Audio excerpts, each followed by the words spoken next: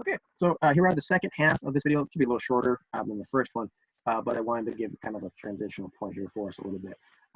We just got done talking about sharks and their use of urea as a means to be hyperosmotic to salt water around them. We find that a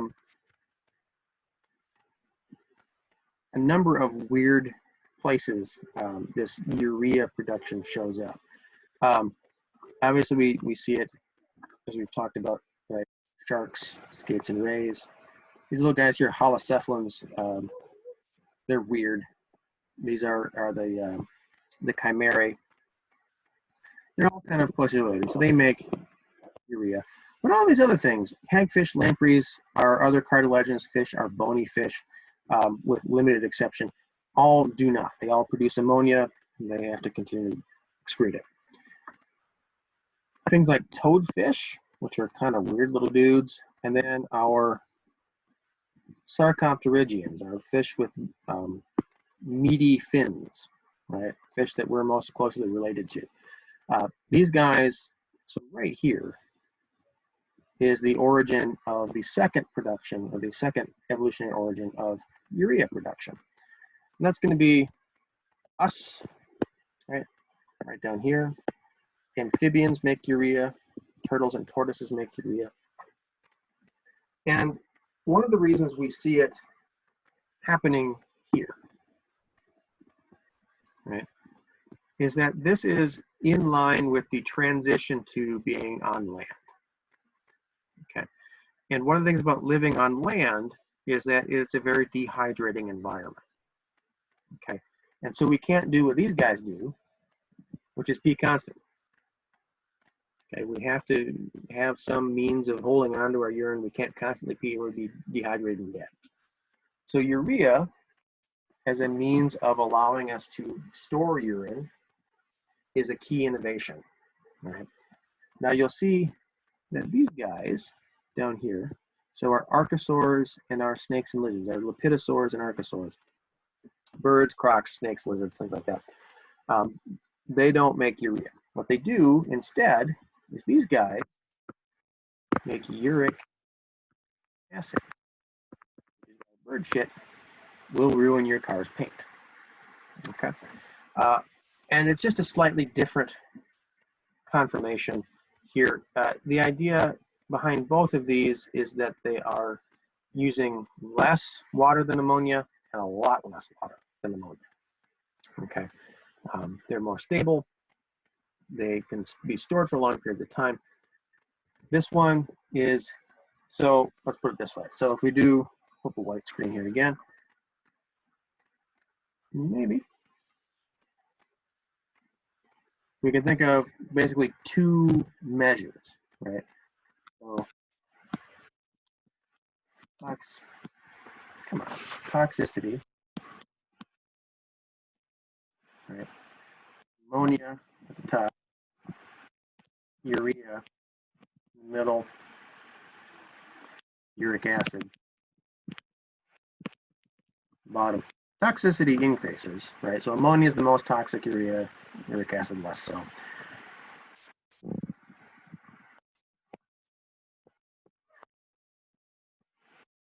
Water loss, okay, most, intermediate, less, right? But one other thing that we can do here, that didn't work. I was going to try, that didn't work. The other measure that we can look at here is cost.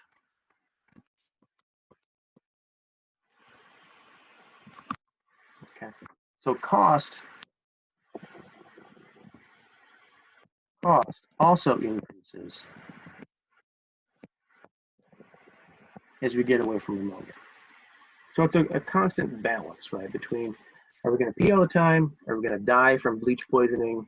Are we going to use a lot of energy to make this happen? All this kind of stuff. So there is certainly trade-offs to be made there.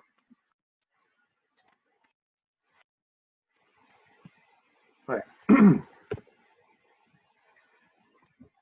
Whoa, what happened there?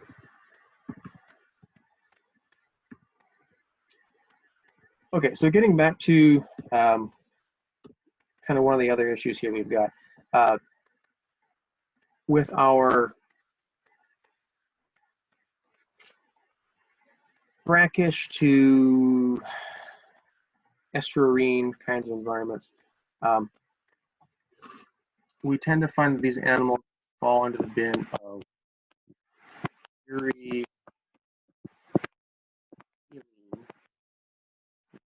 and survive wide range of lineage, okay, versus things that are stenoid that cannot. And one of the things that we see with these urea-haline kinds of organisms is that they tend to be strong regulators.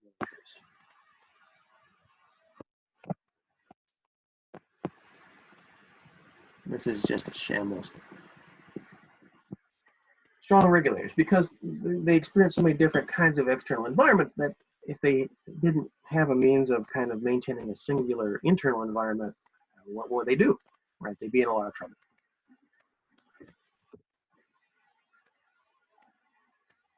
Another place we see this kind of urea-haline tolerance is in migratory fish, right? So things like our little trout up here.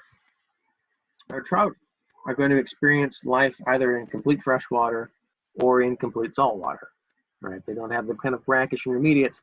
They live in one or the other. And depending on the direction they go, can be anadromous, okay, which is, as soon as we call this running up, right? So salt, fresh. These would be things like smelt, shad, lamprey, salmon, okay, or cat.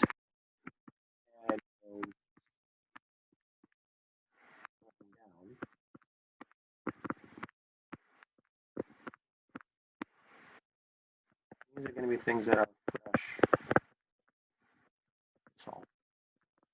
Things like eels. Okay.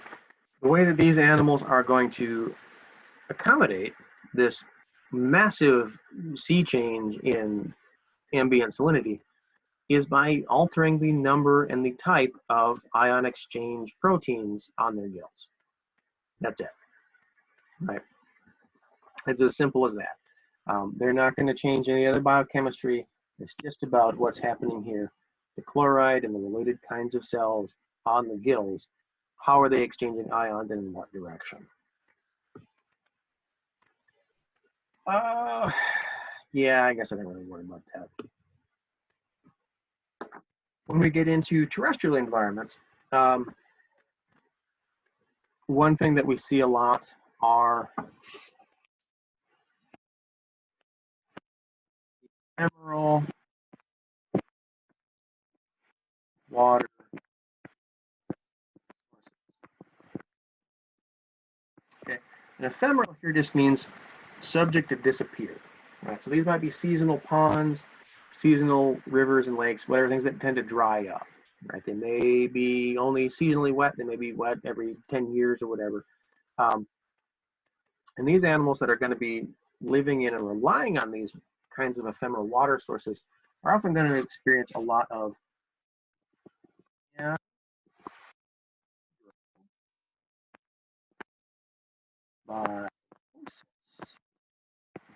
living without water. A couple of ways they can deal with this.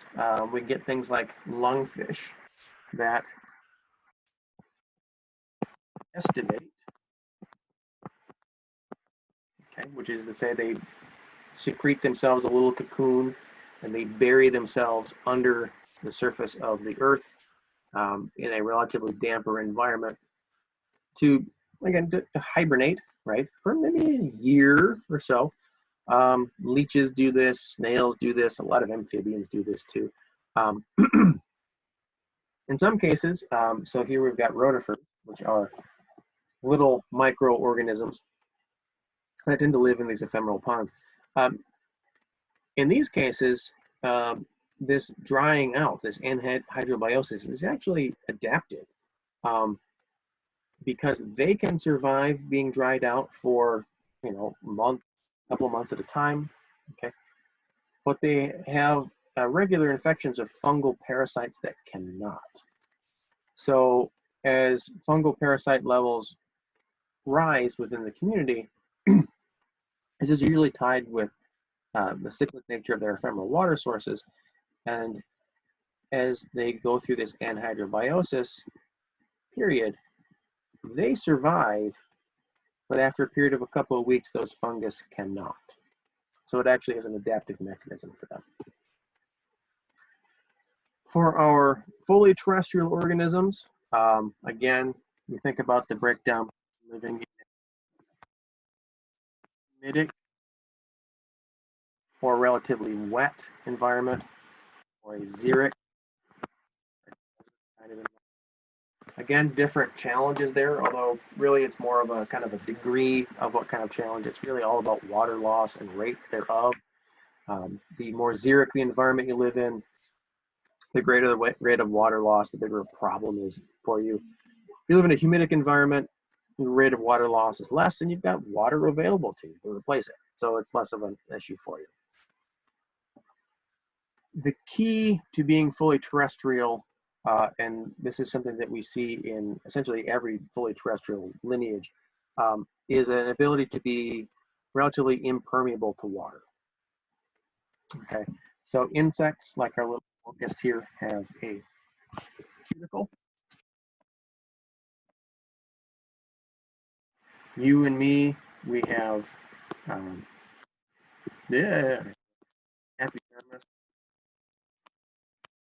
Okay. And the key to both lies in a protein called keratin, which in and of itself is not waterproof in any way, shape, or form. It's tough, it's robust, it avoids abrasion, things like that. But it attaches itself to a lipid attractant.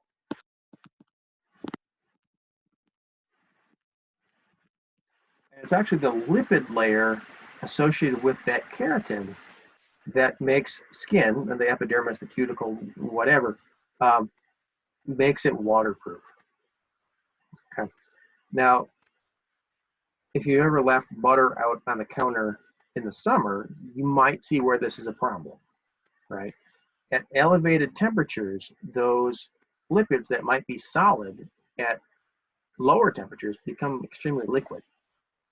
And as they melt, they become highly permeable, okay? So for our little unfortunate little grasshopper, as long as we're at somewhere in this temperature range here, below about 40 degrees centigrade, which is really hot, actually, we're okay. But if we get up above that, that lipid layer starts to melt and we start losing water like it's going out of style. Okay, that can be a pretty major problem for us. We often find temperature-related differences between groups of animals with relation to water loss. Here for the northern hemisphere is what we're seeing right here. Northern hemisphere, northern populations tend to be cooler, right, and thus more humic. Southern populations tend to be more xeric, and as a result, the more humidic environments, these animals are less concerned with evaporative water loss.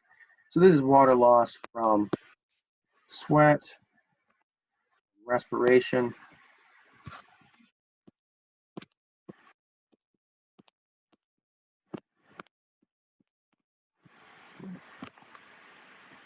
If you're already in a relatively wet environment, you don't really care. It's one thing that you can easily replace, and it's easier to just replace that water than rather than trying to have a metabolic solution to not lose it. But if you live in a southern environment here in the northern hemisphere, you're more equatorial.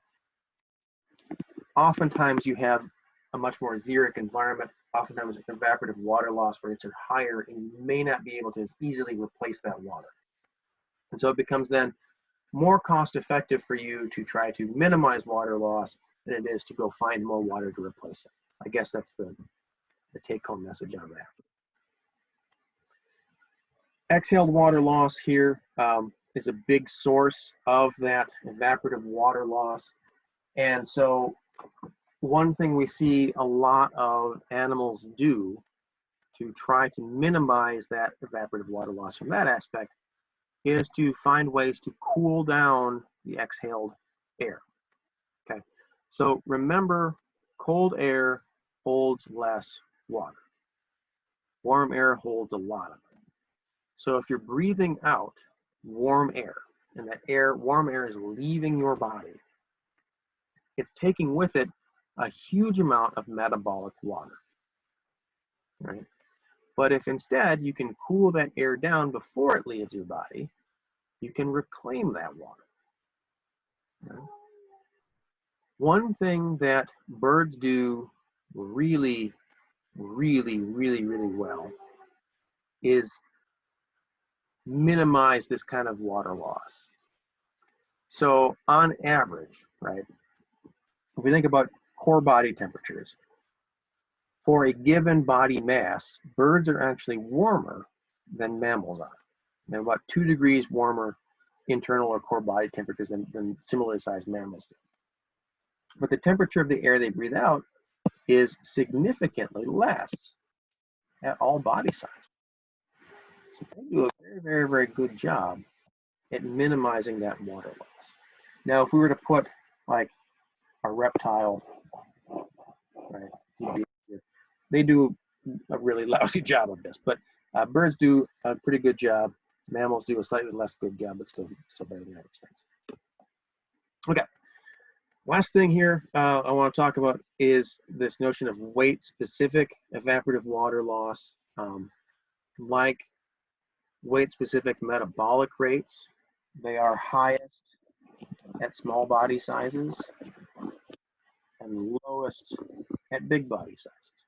So we talk about there being an efficiency to being big, right? Your rate of heat loss and your rate of heat production, there's a sweet spot, kind of in the middle here in terms of body size. The bigger you get to, the closer you get to that sweet spot. Again, you have a sweet spot here for water loss relative to water production.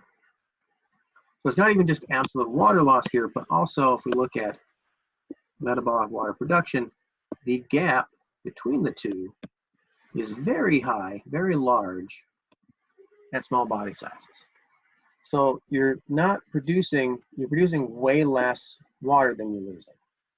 But if you get to these bigger body sizes, and this isn't big, this is a quail, right? A goose is way the hell over here, right? So this is not big, right? But the difference between metabolic water production and evaporative water loss is very, very small.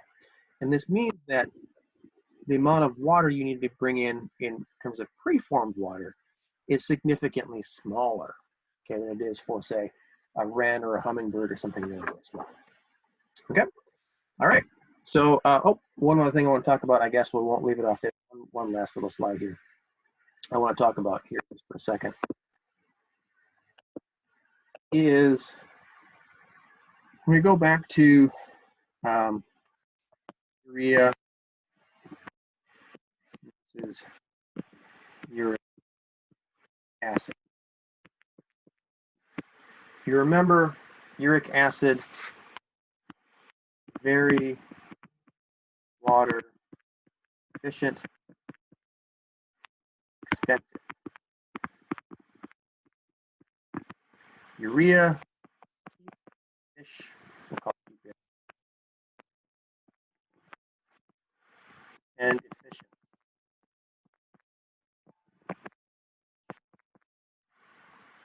Okay. Mammals,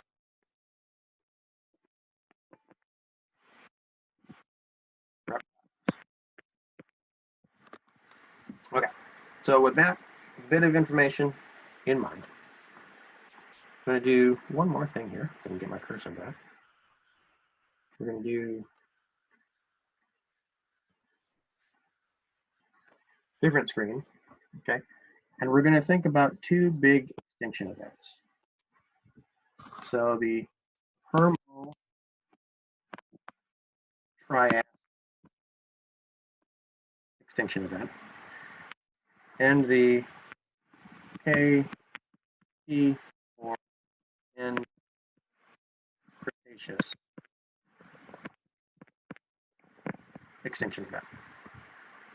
Permo-Triassic event, dinosaurs, cool. KT event, mammals, cool. If we think about something as simple as how do we get rid of nitrogenous wastes, we can explain for the most part what's happening here. At the Permo-Triassic event, we had a global drought.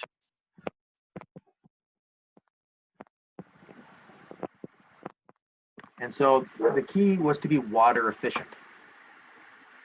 Okay. Dinosaurs, other reptiles, water efficient. Mammals, not so much. So that really limited the ability of mammals to compete in this environment, and so they kind of got suppressed. KT event, again, clean slate, right? Not a global drought. Water was not the problem. Food was the problem. And so if you can be more efficient, okay, in terms of your energy loss, right, such as making urea over uric acid, right, you can be bigger. You can be more efficient. You're going to be able to take over, okay? So food shortage.